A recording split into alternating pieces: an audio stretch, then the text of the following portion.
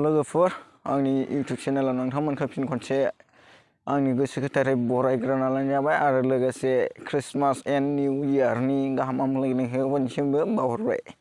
आं दा नोंथांमोननो मोनसे आपडेट लाना फैदों आरोना। बे आपडेटआनो जाहैदों नोंथांमोना थान्दैलाव मिथिखाबाय जानांगौ सोरनि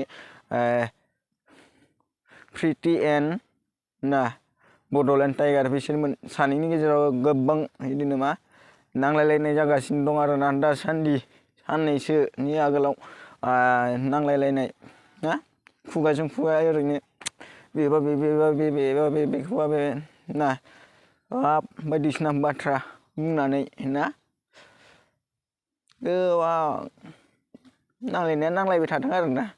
लोगोसे नंगौना नङा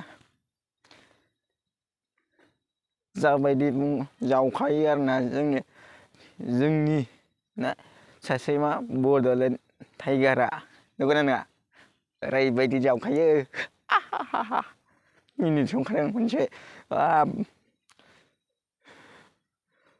बिदिनो जावबाय था ना एसे भिउआबो बारायलांनाय बायदि नंगौना।